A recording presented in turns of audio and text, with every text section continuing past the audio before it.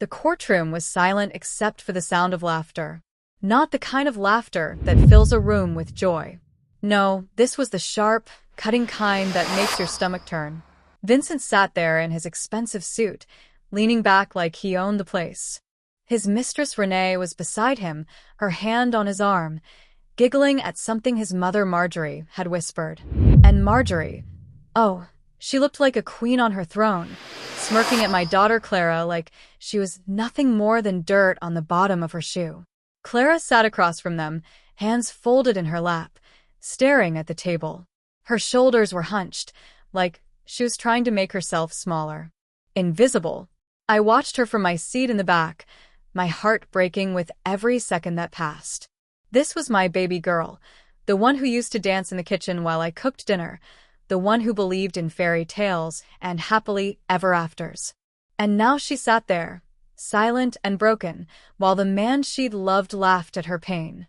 The judge was reading through papers, his face unreadable. Vincent whispered something to his lawyer, and they both chuckled. Renee adjusted her necklace, the one I knew used to belong to Clara. Marjorie caught my eye for just a second and smiled. Not a friendly smile. A victory smile. They thought they'd won. They thought money and lies and expensive lawyers meant they could walk out of here without consequences. They thought my daughter would crumble and disappear, too scared to fight back.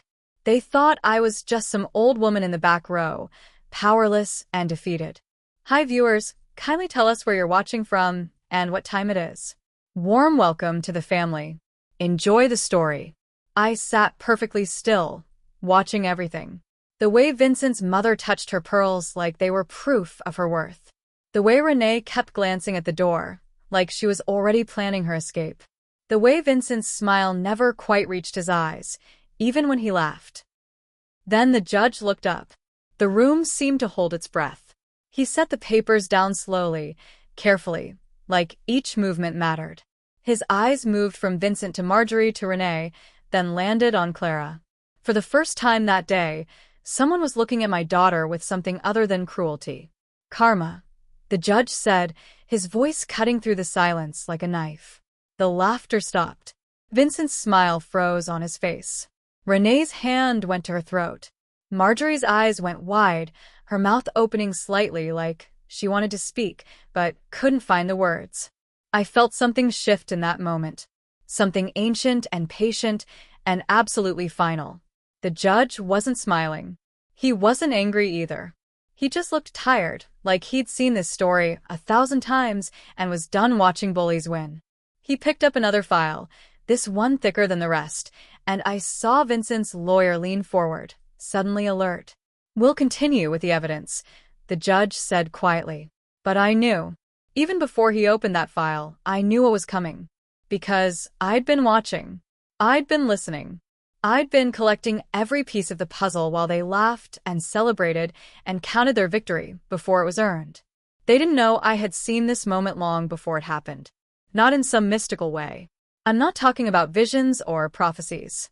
I'm talking about the kind of knowing that comes from watching someone you love get destroyed and deciding that silence isn't the same as surrender. I'm talking about the kind of patience that comes from understanding that some battles aren't won with screaming or fighting or begging.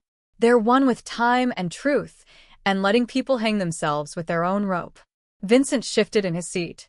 Just a little. Just enough for me to notice the first crack in his confidence.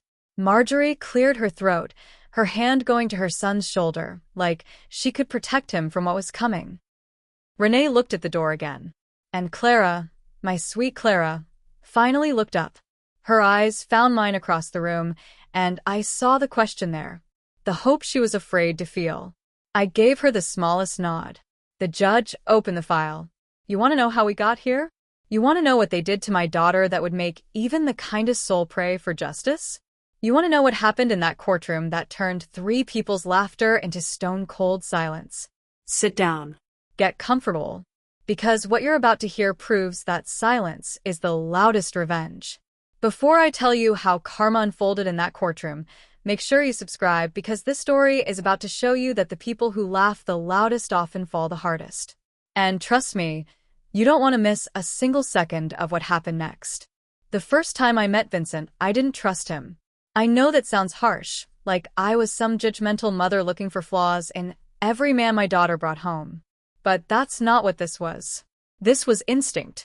The kind that makes your skin prickle when something's off, even when you can't explain why. He showed up at our door on a Sunday afternoon, holding flowers that looked expensive. His smile was perfect. Too perfect. Like he'd practiced it in a mirror until every tooth showed at exactly the right angle. He shook my hand with just the right amount of pressure, looked me in the eye with just the right amount of warmth, and called me ma'am with just the right amount of respect. Everything about him was just right. And that was the problem. Clara was glowing. She kept touching his arm, laughing at his jokes, looking at him like he'd hung the moon just for her. I watched them together and felt my stomach twist. Not because he was treating her badly, but because he was treating her like an audience. Mom, isn't he wonderful? Clara asked me later that night after he'd left. She was sitting on my couch, hugging a pillow, her eyes bright with hope. I wanted to say no. I wanted to tell her that men who smile that much are usually hiding something.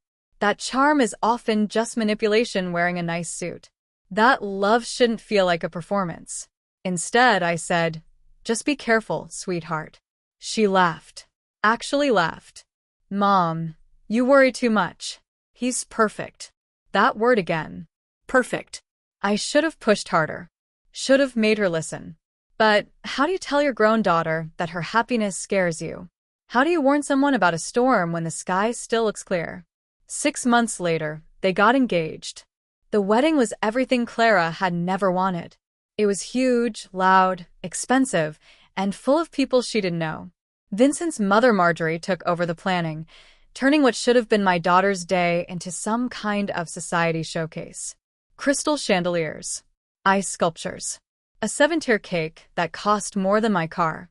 I stood at the back of the church, watching Clara walk down the aisle in a dress that Marjorie had picked out. It was beautiful, sure, but it wasn't Clara. Nothing about that day was Clara. Marjorie spent the reception making comments. Little digs that were wrapped in compliments, so you couldn't quite call her out without looking sensitive. Oh, Clara's family is so quaint. Small-town people have such simple tastes. It's wonderful that Vincent is giving her this opportunity. She'd never experienced this kind of life otherwise. I do hope she adjusts well. Our family has certain standards. I bit my tongue so hard I tasted blood. Vincent's father had passed years before, and Marjorie had raised him alone with money from some inheritance I never quite understood. She wore her wealth like armor, treating anyone with less like they were beneath her. And now my daughter had married into that world. I remember standing there watching them dance, Vincent spinning Clara around while cameras flashed. Everyone clapped. Everyone smiled. Everyone acted like this was the fairy tale Clara had always wanted. But I couldn't shake the feeling that I was watching my daughter disappear into someone else's story. Have you ever trusted someone so much, only to realize too late they were rehearsing every lie? Have you ever watched someone you love walk into danger while everyone else threw flowers at their feet? Tell me in the comments. I want to hear your story. Because maybe you saw the signs too, and didn't know how to stop it. The honeymoon lasted 2 weeks. Clara came back with a tan and a forced smile. She called me less. Visited even less. When I asked if everything was okay, she always said the same thing. Everything's perfect, Mom. That word was starting to feel like a curse. I should have known then. Should have recognized that kind of perfection for what it really was. A mask. A lie. A carefully constructed prison made of silk and smiles. But I didn't push. I gave her space. I told myself she was building her own life, and I needed to respect that. I was wrong. It took less than 2 years for that perfect smile to turn into a smirk. Clara stopped posting on social media. That might not sound like much, but for Clara, it was everything. She'd always loved sharing moments. Pictures of her morning coffee. Sunsets. Little jokes. Nothing big or showy, just life. Then suddenly nothing. Her friends started asking me if she was okay. I told them she was busy, probably just adjusting to married life. But the truth was I didn't know. Because Clara had stopped answering my calls too. When she finally did visit, it was summer. July, hot enough to melt the sidewalk. And my daughter walked into my house wearing a long-sleeved turtleneck. Ist her. Honey, aren't you hot? She pulled the sleeves down over her hands. I've fine. Just cold-natured lately. Cold-natured. In July, I made her lunch, watched her push food around her plate, noticed how thin she'd gotten. How quiet. Clara had always filled rooms with her presence, her laughter, her energy. Now she seemed to take up as little space as possible. How's Vincent? I asked carefully. He's great. Working a lot. You know how it is. I didn't know, because she wasn't telling me anything real. It went on like that for months. Brief visits. Shorter calls.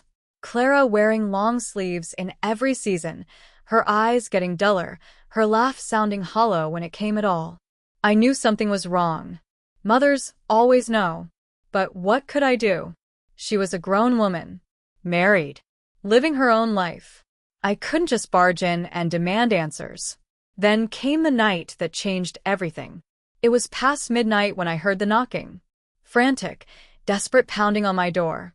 I ran downstairs, my heart racing, and there was Clara. Mascara running down her face. Hair a mess. And no wedding ring on her finger.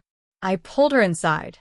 She collapsed into my arms and sobbed so hard her whole body shook.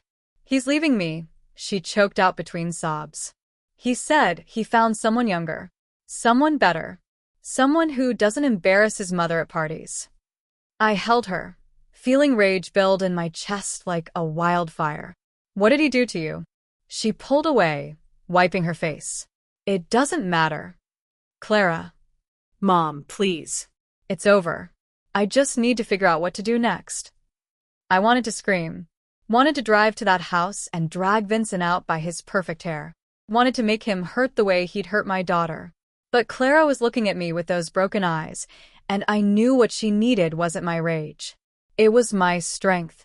You're going to be okay, I told her, even though I wasn't sure I believed it. We'll figure this out. She stayed that night. Cried herself to sleep in her old room while I sat in the kitchen, staring at nothing, feeling helpless in a way I hadn't felt since she was little, and got sick with a fever I couldn't break. I thought that night was the lowest point. Thought watching my daughter break was the worst thing I'd have to witness. I was wrong. If you've ever seen someone you love broken by betrayal, hit the like button. Because this story will remind you why karma never forgets. And what happened next proved that some people don't just break your heart. They try to bury you with the pieces. Because the next morning, her husband and his mother came to my door. Not to apologize. Not to check on Clara. But to threaten. They showed up at 9 in the morning like they had every right to be there. Marjorie knocked once, then walked right in before I could even answer. Vincent followed behind her, looking smug in his designer sunglasses, even though we were indoors. Where is she? Marjorie demanded. I stood in my own doorway, blocking their path to the stairs. Clara's resting. And you need to leave. Marjorie laughed. Actually laughed. Resting. How dramatic. Vincent, didn't I tell you she'd play the victim? Vincent took off his sunglasses, folding them slowly like he had all the time in the world. We're not here to argue. We're here to make things clear. Crystal clear, Marjorie added, stepping closer to me. She smelled like expensive perfume and entitlement. My son gave your daughter a life she never deserved. A home. A name. Status. And this is how she repays him? By running away in the middle of the night like some kind of child. I felt my hands curl into fists. Your son cheated on her. Oh, please. Marjorie waved her hand like she was swatting a fly. Men have needs. Clara was never sophisticated enough to understand that. She was always too emotional. Too needy. Too small town. Vincent put his hand on his mother's shoulder, playing the role of the reasonable one. Look, we can do this easy or we can do this hard. Clara can sign the divorce papers, take what we offer, and move on quietly. Or we can drag this through court and make sure she walks away with nothing. Her choice. Nothing. I repeated. Nothing, he confirmed. My lawyers are already working on it. And trust me, they're very good at what they do. I looked at him standing there in my house, threatening my daughter, acting like he was doing us some kind of favor. This was the man Clara had loved. The man she'd built dreams with. And now he was casually explaining how he planned to destroy her. Marjorie adjusted her purse on her shoulder. We'll expect her signature by the end of the week. And tell her not to make a scene. Our family has a reputation to protect. They left without waiting for a response. I stood there in my living room, shaking with anger, and heard footsteps on the stairs. Clara had heard everything. She came down slowly, her face pale, her hands trembling. "Mom," she whispered, "I can't fight them. I don't have money for lawyers like Vincent does. I don't have anything." She sank onto the couch, and I saw my daughter at her absolute lowest. Defeated. Broken. Ready to give up because the world had convinced her she didn't deserve to fight back. That's when something shifted inside me. I sat down next to her and took her hand. "You're not signing anything until we talk to a lawyer. A real one, not theirs. I can't afford." "I'll figure it out," I said firmly. "You are not letting them win." That night, after Clara fell asleep, I made a decision. I couldn't fight this battle for her, but I could watch. I could listen. I could pay attention to every detail, every slip, every crack in their perfect facade. They thought they'd humiliated her. They thought they'd broken her spirit so completely that she'd just disappear. They didn't know they'd awakened something in me. Something patient and careful and absolutely determined. Comment justice if you believe some lessons can only be taught by karma itself. Because what happened next proved that the loudest threats often come from the emptiest people. And when Vincent started his legal games, I started mine. The courtroom became our second home. Vincent hired a firm that had offices in 3 states and lawyers who wore watches worth more than my house. They filed motion after motion, buried us in paperwork, used every trick to delay and confuse and intimidate. Clara's lawyer was good, but she was also realistic. "They're trying to drain your resources," she told us during one meeting. "This is a common tactic. Make it so expensive and exhausting that you give up." But we didn't give up. Every hearing, Vincent showed up looking like he'd stepped out of a magazine. Renee usually came with him, hanging on his arm, wearing clothes that I knew Clara had bought with money she thought was theirs. They'd whisper and laugh, making sure we could hear them. Marjorie spread rumors through town like wildfire. Suddenly, Clara was the unstable one. The gold digger who'd trapped her poor son. The woman who couldn't handle the pressure of being part of a successful family.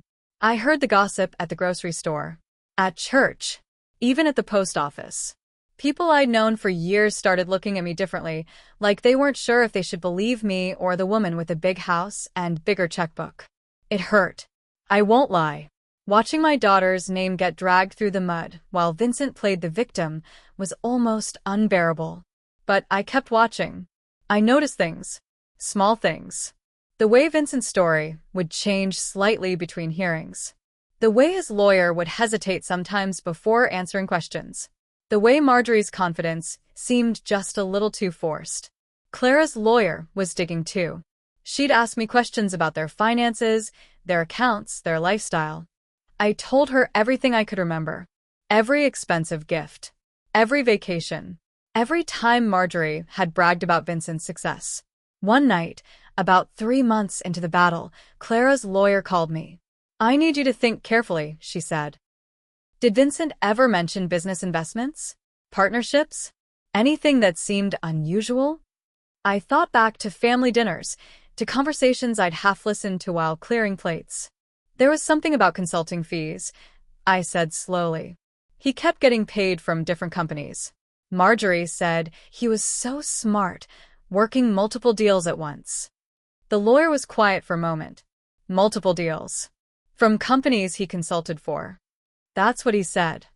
"And Clara never saw these payments?" "She didn't handle the money. Vincent always said he'd take care of it." Another pause. Then, "Thank you. This is helpful." I didn't know what it meant then. But I could hear something in her voice. Something sharp and focused. The next hearing, Vincent's lawyer seemed nervous. He kept checking his phone, kept whispering urgently to Vincent. Marjorie noticed too. I saw her lean forward, her forehead creasing. Clara sat beside me, exhausted from months of fighting. I don't know how much longer I can do this, she whispered. I squeezed her hand. Just a little longer. Because I'd started noticing something else. Something in the way Renee would glance at the door during hearings. The way she'd check her watch. The way she'd pull away slightly when Vincent reached for her hand. Cracks were forming. They laughed in the courtroom, thinking the law bends for the rich. Thinking money could buy them out of consequences.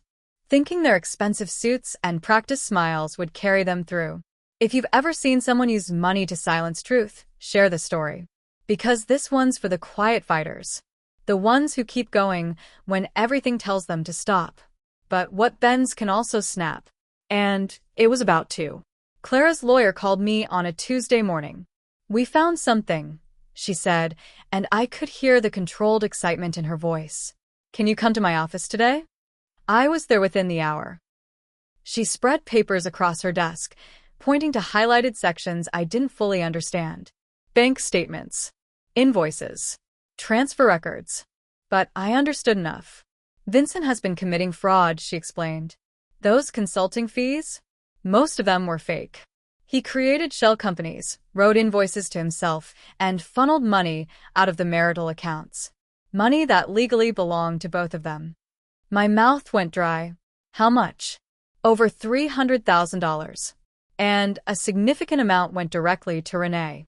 Rent payments, car payments, even jewelry. I sat back in my chair, processing. He was stealing from Clara to pay for his mistress. Exactly. And he falsified documents to hide it. That's not just divorce, court territory. That's criminal fraud. For months, I'd watched them parade around like they were untouchable. Watched them laugh at my daughter's pain. Watched them use money and power to try to crush someone who'd done nothing but love the wrong person. Now we had proof. What happens next? I asked. We present this at the next hearing. And I've already contacted the district attorney's office. They're very interested. I drove home feeling something I hadn't felt in months. Hope. Real hope. Not the desperate kind that clings to nothing, but the solid kind that stands on evidence and truth. That night, I told Clara. She cried, but this time the tears were different. Relief mixed with disbelief, mixed with something that looked almost like fear. What if they find a way out of this? She whispered.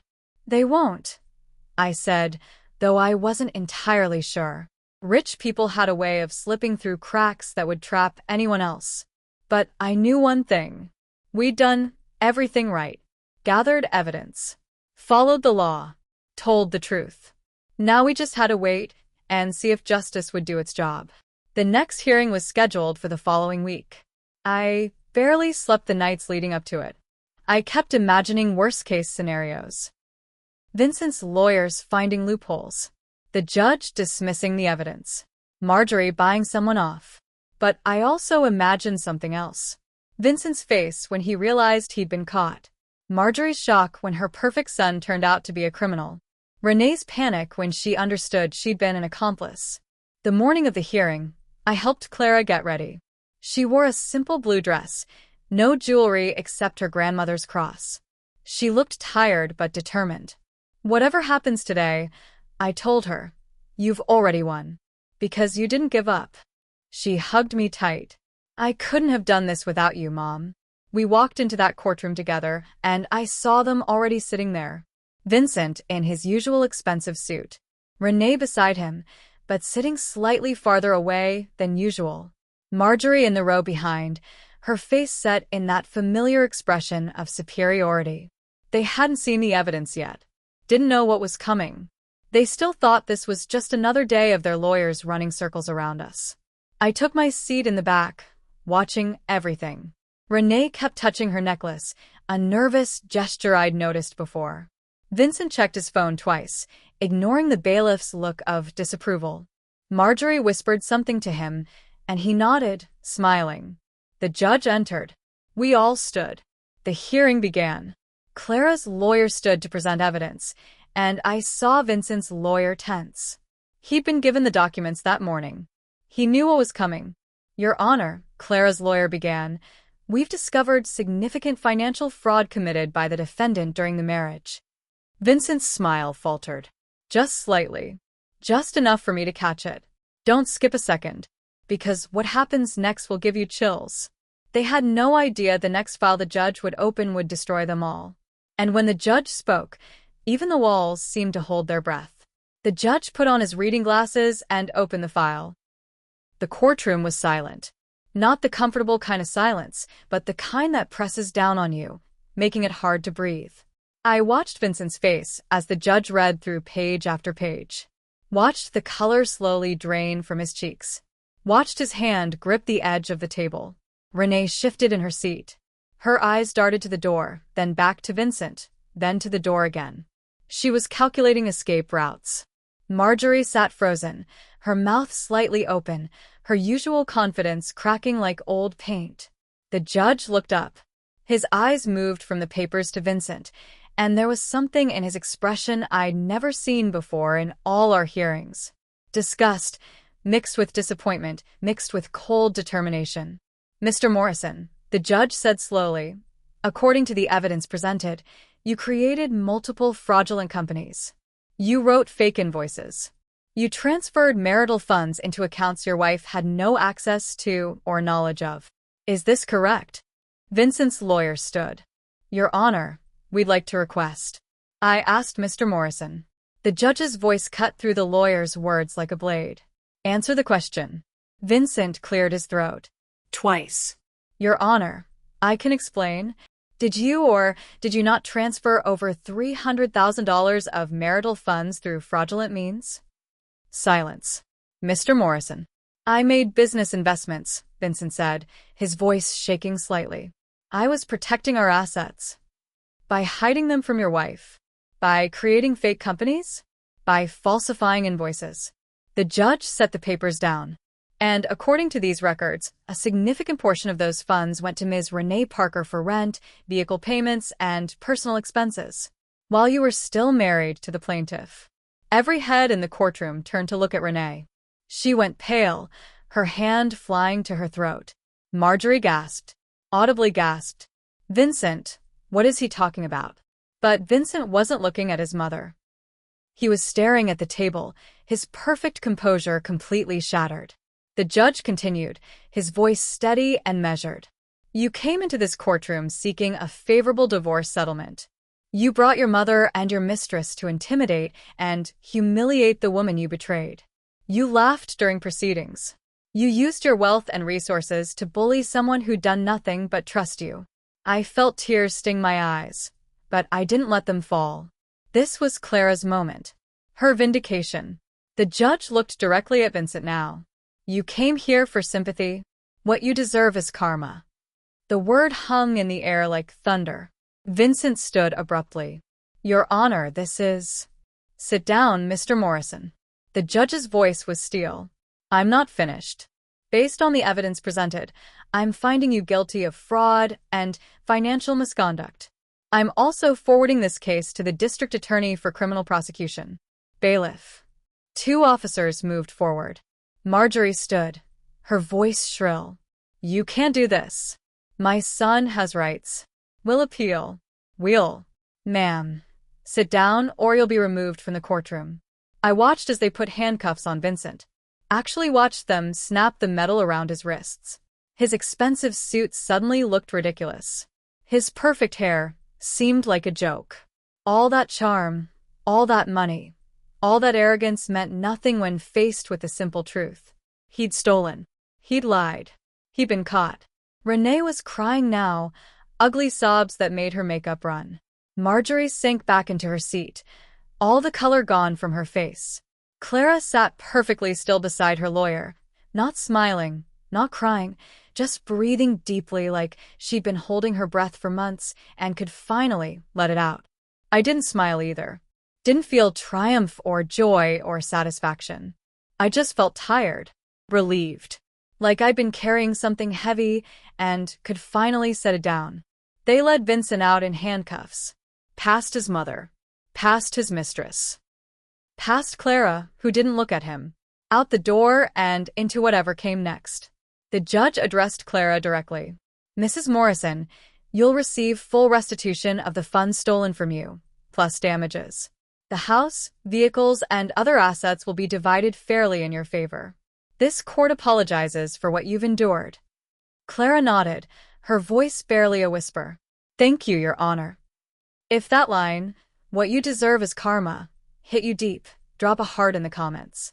Because justice doesn't always come fast, but when it comes complete. But even victory comes with silence.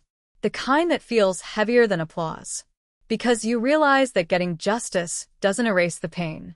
It just finally acknowledges it. And what happened afterward proved karma's lesson wasn't finished yet. The town exploded with gossip within hours. Vincent Morrison, arrested for fraud, taken out of the courthouse in handcuffs. His mistress crying in the parking lot. His mother speechless for probably the first time in her life. People who'd whispered about Clara, who'd believed Marjorie's rumors, who'd sided with money over truth, suddenly went quiet. Some apologized. Most just pretended they'd supported Clara all along. I didn't care about any of them. Clara came home that night and sat at my kitchen table, staring at her hands. She'd gotten her ring off months ago, but there was still a faint line where it used to be. I thought I'd feel different, she said quietly. I thought when he finally got caught, I'd feel happy. Victorious. Something. What do you feel? I asked. Tired. Just so tired. I made her tea. We sat together in silence, the kind that doesn't need filling. Outside, the sun was setting, painting the sky in shades of orange and pink. What happened to Renee? Clara asked after a while. She left town, packed up and disappeared the same night. I heard she went back to wherever she came from. Clara nodded slowly. And Vincent? Bail was set high. He made it, but the trial's coming. His lawyers are trying to work out a deal, but it's not looking good for him. And his mother? I paused. She's selling the house. I can't afford to keep it without Vincent's income. Apparently, most of their money was tied up in properties and investments that are now frozen pending the investigation. Clara took a sip of her tea. I'm not happy about that. About her losing everything. I know you're not. That's what makes you different from them. We sat quietly for another minute. Then Clara said, Mom, I don't want revenge. I never did. I just wanted him to stop hurting me. To admit what he did was wrong. To face some kind of consequence. And he has. But it doesn't fix anything. It doesn't give me back the time I wasted. The trust one lost. The person I was before all this. I reached across the table and took her hand. No, it doesn't. But it gives you something else. It gives you proof that you weren't crazy. That you weren't the problem. That standing up for yourself was worth it. She squeezed my hand, tears finally falling. I just want peace now. That's all. Just peace. And that's when I realized something. Revenge would have been making them suffer. Justice was making them accountable. But peace? Peace was what came after both. Would you have forgiven them or stayed silent like Clara? Tell me below. I'm curious who you'd be in her shoes.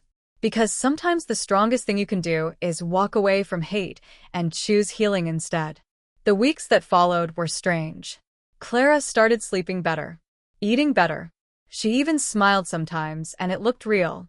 But peace doesn't come easy. Not when scars still remember the laughter that mocked them.